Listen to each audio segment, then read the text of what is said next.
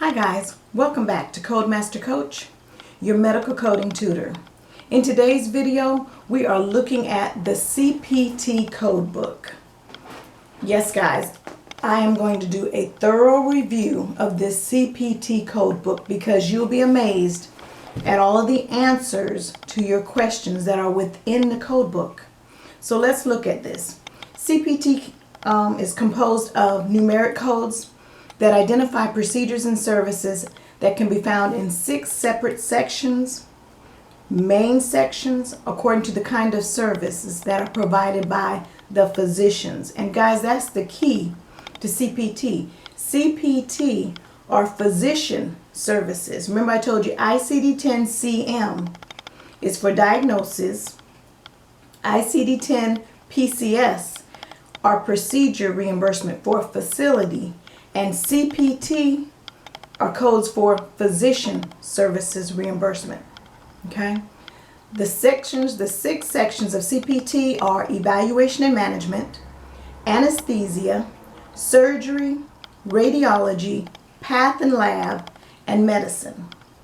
These 6 sections all have individual guidelines and other helpful hints that provide ground rules for using chapters at the beginning of each of these sections. Guys, that is so important for you to look at the guidelines at the beginning of each one of these sections. Let me show you an example of a guideline at the beginning. Anesthesia guidelines at the beginning of this section. If you will review these, oh my gosh, the information that it gives you. Okay? So those are guidelines, and they're at the beginning of each one of the 6 sections of CPT. No 2 codes in CPT are alike. Each means something different. A code can be deleted. Now it can be removed from this code book for 2 reasons. 1, the procedure or service that the code describes has been changed or is no longer being performed by physicians. Or 2, the code describing the procedure has been replaced by another code. In either case, the number used for that code will not be reused if at all possible. Now, because codes and descriptions are updated, revised, or changed as needed, it is important that you change or update your coding schemes each year as needed. If your office uses an encounter form or a super bill or some type of pre-printed routing slip that lists the procedures that are performed in your office, update these encounter forms or these slips annually. It's critical that you update them because as the codes change, your encounter form should change. I'm amazed at how many offices I go into and they have an encounter form and these are pre-printed, expensive forms, and they don't even use the codes on them. They just X through them and write their own codes on them. Guys, you can pre-print your own encounter slip and put just the codes that you need. A particular physician's office that I went in as a consultant looked at their encounter form, looked at the codes that they were using. Of course, they had their E&M section for each patient because this was a physician's office. So it had its E&M form codes that it used for the office. And then there was like a medicine section for the EKGs, different procedures that they did in the office, but because they didn't perform surgeries in this office, the whole surgery section did not need to be on that encounter form. Other areas that they weren't using did not need to be on it, but they were paying an expensive monthly bill to an office supply store to generate these forms monthly. You don't need that. Just update your physician's forms or create your physician's forms with the codes that you use. And update those forms annually as CPT is updated annually. Okay? Following the table of contents in your CPT book, follow along with me if you've got your code books. So right behind their table of contents is the introduction. That is the handiest tool that you're going to find in this book. The introduction of the CPT book, you'll find insights, rules that were used in organizing the CPT book, instructions for the use of the code book, as well as the layout of the procedures and the codes. It explains everything about the Cpt book in your introduction. Your introduction also includes an explanation of modifiers, a description of unlisted procedures and services, editorial notations, and additional information. It's important that you review the introduction to your CPT code book. So take the time, guys. In ICD-10-CM, I told you to love your code books. Take your time and love your CPT book too. As stated earlier, each section within CPT has its own guidelines. Following the guidelines is the body of each section. It is here that the actual codes and their descriptions reside. The code numbers within each section are in numerical order. However, do not assume that just because the number is higher in numerical sequence, that the reimbursement in payment will be higher. Although reimbursement sometimes seems to work that way. Following the 6 sections of CPT are your Category 2 codes and your Category 3 codes. And we'll talk about that at a later date, what Category 2 and Category 3 codes are. Okay, so what comes behind Category 2 and Category 3 codes? The appendices. You guys, in any book that you read, don't you love to go back to the appendices? Because a lot of times they'll give you forms, they'll give you reference material to refer to. Well, you have appendices in CPT. These CPT appendices can be most helpful. Appendices are not a section to be overlooked. Okay?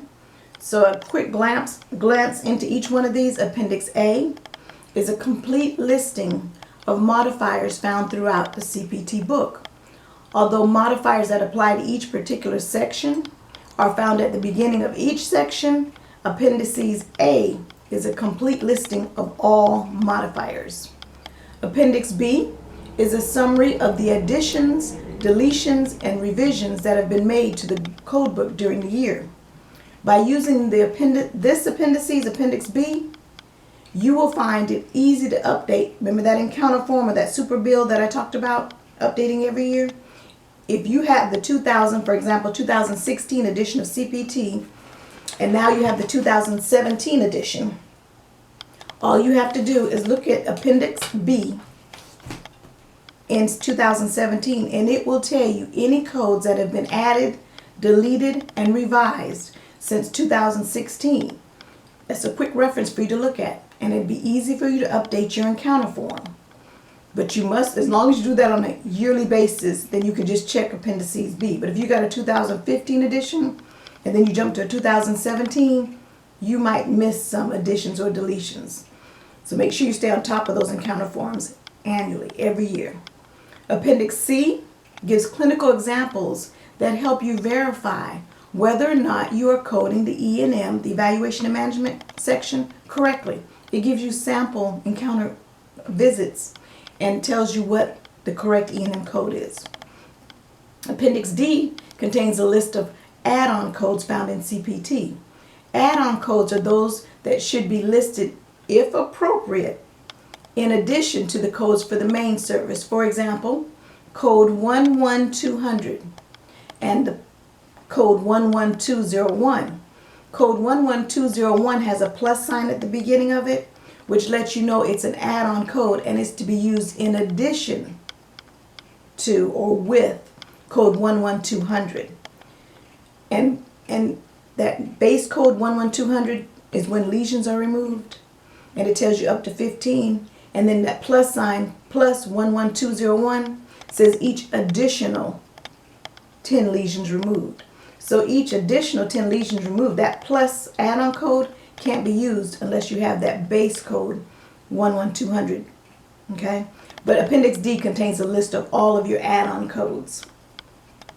Appendix E is a summary that lists all the CPT codes that do not require the use of modifier 51.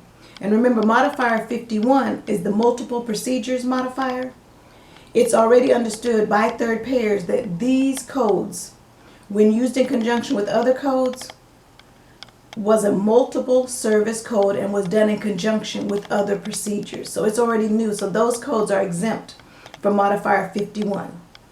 Appendix F contains a list of codes that are exempt from modifier 63. procedures performed on infants less than 4 kilograms.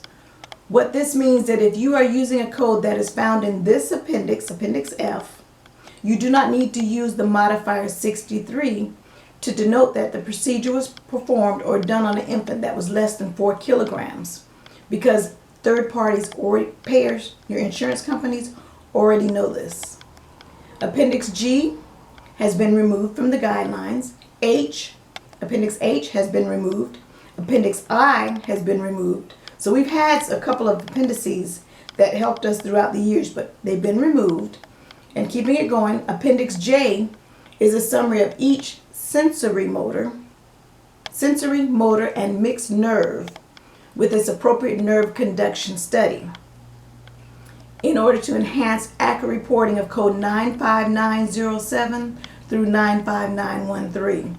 And each nerve constitutes a unit of service. So if you look at codes 95907 through 95913, these are sensory, motor, and mixed nerves, and this helps you if you code conduction studies.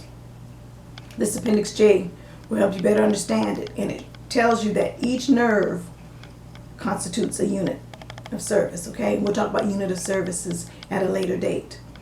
Appendix K is a summary of the vaccines that are pending FDA approval. Pending FDA approval. Next to each of these numbers within the text of CPT will be a lightning bolt symbol, and that indicates that the codes are currently pending FDA approval. However, you'll learn from your third-party payers, your insurance companies, whether or not they still accept the pay or those codes for payment. Appendix L. It is in this appendix that you find the vascular families. Some coders have a difficult time understanding this appendix until they have a chance to really look at it closely. This appendix is nothing more than a reference to help the coder get a handle on which arteries connect with others when a physician performs catheterization on a patient. So if you are coding catheterizations, this appendix, Appendix L, will come in handy because it teaches you which arteries are in the vascular family connect to others so that you can more accurately code. Appendix M is a crosswalk to the deleted CPT codes. It is this appendix that you will find or will be able to find out which codes you can use if the code has been you've been using in the past has been deleted. It's a cross-reference.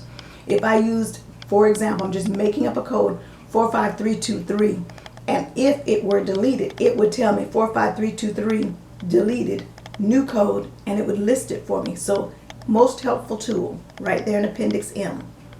Appendix N. This is a summary of CPT codes that do not appear in numeric sequence in the listing of CPT codes. Rather than deleting and renumbering, resequencing allows existing codes to be relocated to the appropriate location for the code concept, regardless of the numeric sequence. These codes are identified with a number symbol for location of the resequenced number within the family of related concepts. What that means is in the past, like a big section that I see it in is in endoscopic type procedures. As the scope endoscopically goes down and it hits the esophagus, those codes are in a particular range. Well, if they do something in the esophagus and then do something in the stomach, in the past where those codes just remained in the esophageal section, well now because they're picking up gastro or stomach procedures in addition to the esophageal procedures, they moved that code from just the esophageal section to the stomach section. And so where it would have been 43233, and now it's moved to 433 section, but it's still a 432 because it started in the esophageal section, you have a number symbol telling you it's been resequenced. In other words, that code still exists, but it's moved to another section. So when you get to 433, oops, there's going to be a 432 number stuck in the middle there. But it's because it applies to that section. Number-wise, it doesn't fit, but based on what was done, it moved from just the esophageal section, now it's moved to the gastrointestinal section of CPT. So that number has been resequenced. It's been moved from the correct numeric order to the correct section of CPT, the correct family of CPT. I hope I explained that better. Okay, so that's Appendix N.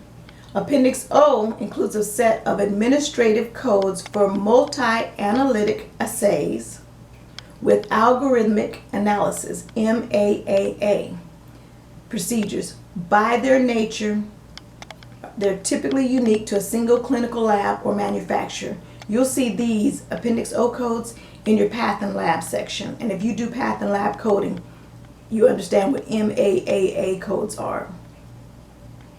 Appendix P, the letter P, is a summary listing of CPT codes that may be used for reporting synchronous or real-time telemedicine services when appended by modifier 95.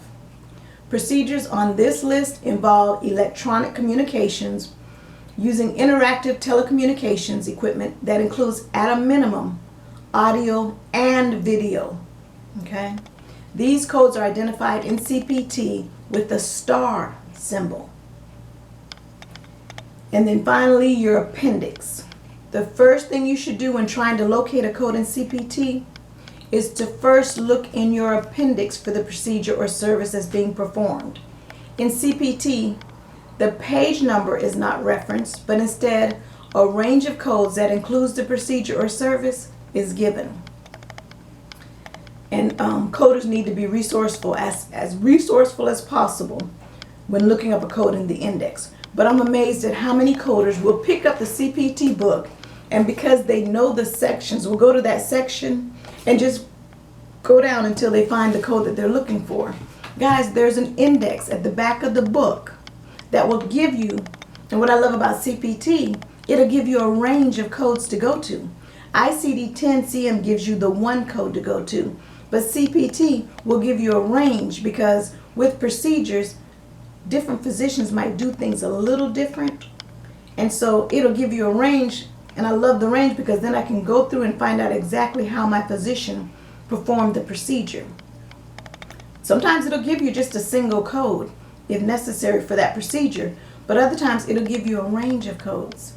And from that range of codes that it gives me, I can go and look up, and that's when you should be reviewing the code book for the range of codes. But when first looking up the procedure service, guys, go to your index. It's there to help you. It will take a whole section and break it down to 4 or 5 codes that you can review to see which one your physician actually performed. And like my last comment said, be resourceful when looking up procedures. If you can't find it one way, look it up another. If it was a procedure done on a finger and I can't find it on a finger, look up digit. Look up phalanges, the medical term for fingers. Be creative in ways that you look these things up.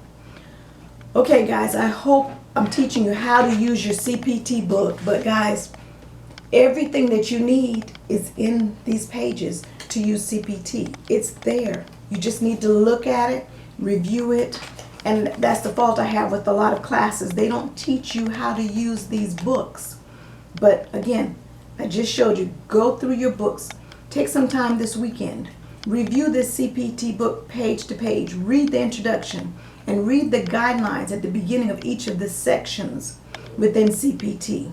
It will help you better understand this book and how to more accurately code. Okay, guys, that's it. I will see you in the next one. Thanks.